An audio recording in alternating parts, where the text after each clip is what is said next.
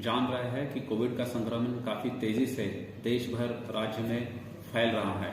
इस कोविड संक्रमण के बचाव के लिए मास्क पहनना, सोशल डिस्टेंस बहुत अनिवार्य है। वैक्सीनेशन का मुहिम भी बहुत तेज़ी से यहाँ पे चल रहा है।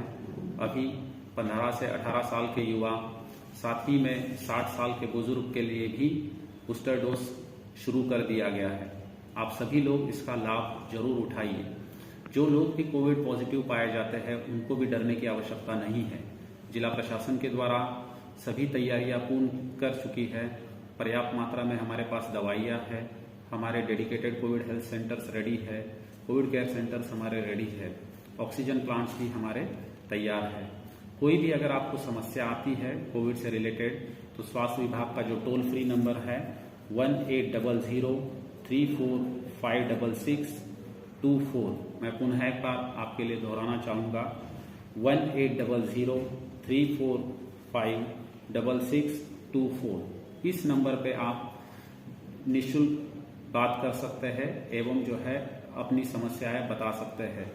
पुनः एक बार मास्क पहनना है जरूरी, वैक्सीनेशन को भी अपनाना जरूरी है। जिला प्रशासन आपकी सेवा के लिए तत्पर है। शायद जोधपुर की ऐसी कोई संस्था नहीं रही होगी जहां वो अध्यक्ष, मंत्री या संरक्षक या किसी पद पे न रहे हों। जोधपुर की 200 से ज्यादा संस्थाओं को संभालता था वो एक आदमी।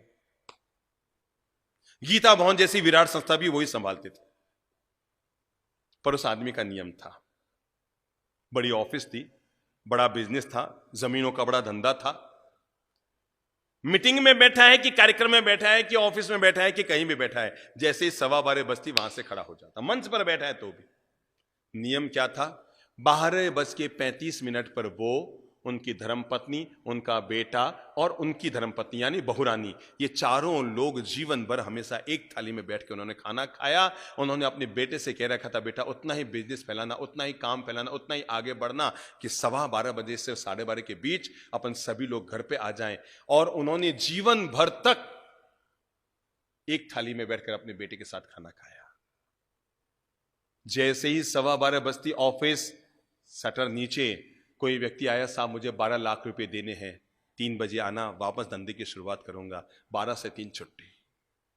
मैंने खुद ने देखा हुआ है, कोई व्यक्ति आया और उनको कहा साहब 15 लाख का वो जमीन वो देना है, मैं लेके आया हूं थैले में। भैया अब मेरा बेटा मेरे भोजन के लिए इंतजारी कर रहा है, 3 बजे वापस आना, धंधे के बाद उस समय करूंगा। हम फैसला करें, हम जीने के लिए कमा रहे हैं या कमाने के लिए जी रहे हैं, निर्णय कर लो। हम जीने के लिए कमा रहे हैं तो जीवन को व्यवस्थित कीजिए, और केवल कमाने के लिए जी रहे हैं तो अंधाधुंध लगे रहिए, इकट्ठे करते रहिए। अपने हर कार्य को व्यवस्थित कीजिए और घर को अपना टाइम जरूर दीजिए।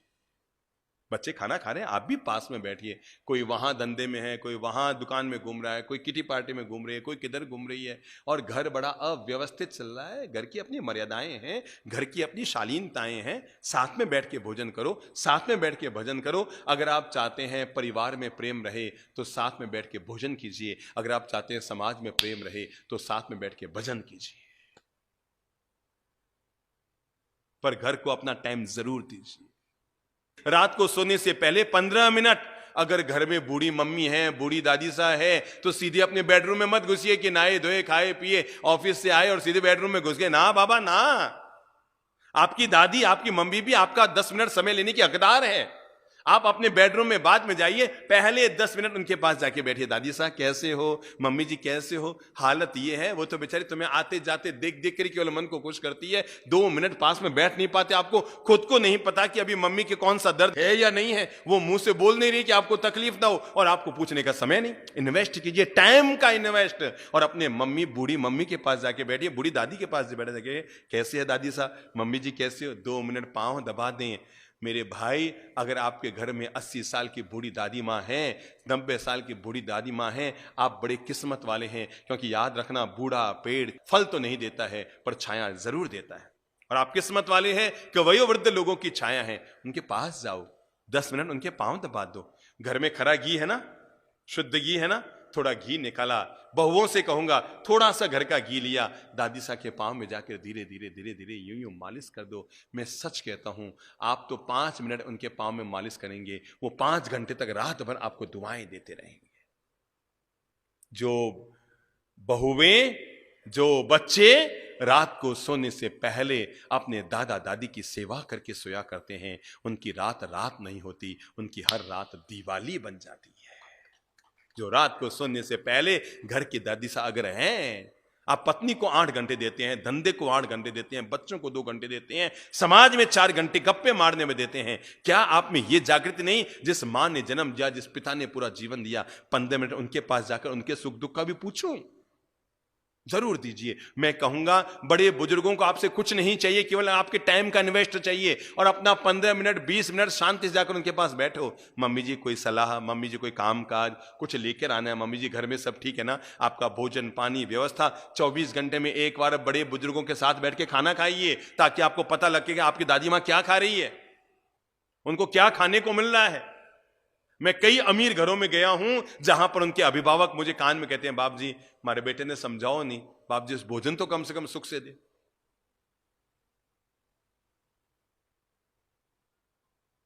सब कुछ हमने बड़े बुजुर्गों को भाग्य भरोसे छोड़ दिया।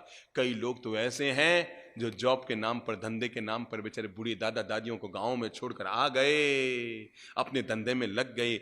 पत्नी को साथ लाना आपको याद रहा, बच्चों को साथ लाना आपको याद रहा, पर बूढ़े माँ बाप को साथ लाना आपको याद नहीं रहा।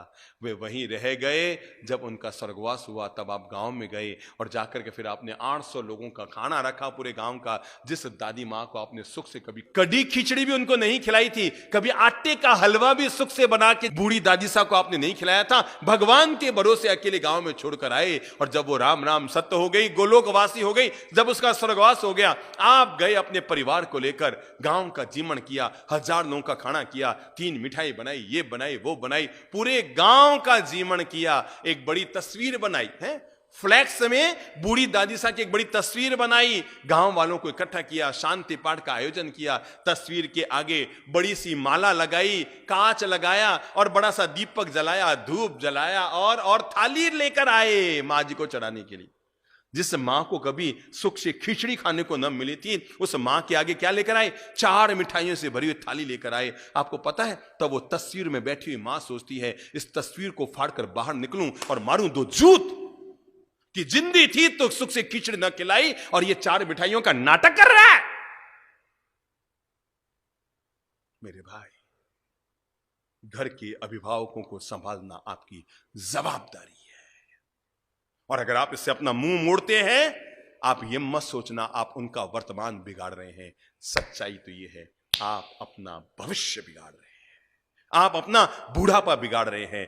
आज उनका है और कल और कल और कल आपका है। जो आज आप कर रहे हैं वो बीज बो रहे हैं, और जो कल आपको मिलेगा वो आपके बोए हुए बीजों का भी फल आपको मिलेगा। आज की जो बात आपसे अनुरोध करना चाह रहा हूं वो है, मन बना लो। मैं अपने घर के बड़े बुजुर्ग अभिभावकों का मान सम्मान गौरव का ध्यान रखूंगा, उनको अपना समय दूंगा, उनके साथ थोड़ा बैठकर मीठी बातें करूंगा, उनके सुख दुख की बातें करूंगा, उनसे सलाह लूंगा, उनका मार्गदर्शन